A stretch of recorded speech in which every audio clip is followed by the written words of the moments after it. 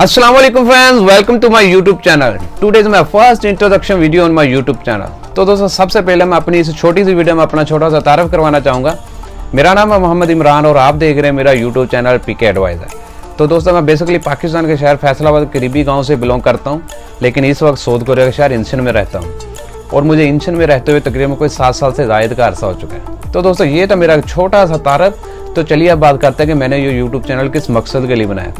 दोस्तों, मैंने ये यूट्यूब चैनल स्पेशली उन भाइयों के लिए बनाया जो इस वक्त पाकिस्तान है और पाकिस्तान में नेक्स्ट होने वाले कोरियन लैंग्वेज टेस्ट की तैयारी कर रहे हैं, या वो पाकिस्तानी भाई जो इस वक्त पाकिस्तान के अलावा दुनिया के दूसरे मुल्कों में रहते हैं और साउथ कोरिया आने के ख्वाहिशमंद है।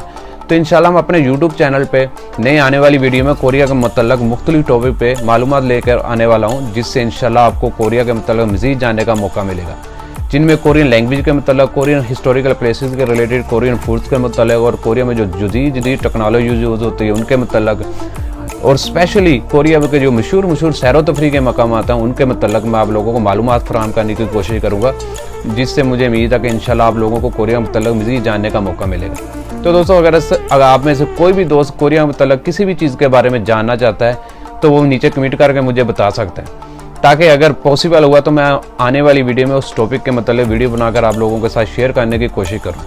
तो दोस्तों, अगर अभी तक आप लोगों ने मेरा यूट्यूब चैनल सब्सक्राइब नहीं किया तो प्लीज़ मेरा यूट्यूब चैनल सब्सक्राइब कीजिए, लाइक कीजिए, कमेंट कीजिए और बेल आइकन के बटन पर ज़रूर क्लिक कीजिएगा, ताकि मेरी हर नई आने वाली वीडियो का नोटिफिकेशन आप लोगों को बर वक्त मिल सके। तो दोस्तों, चलिए मिलते हैं इंशाल्लाह बहुत जल्द मेरी नई आने वाली वीडियो में। अपना और अपने घर वालों का ख्याल रखिएगा और मुझे भी अपनी दुआ में याद रखिएगा। खुदा हाफिज़।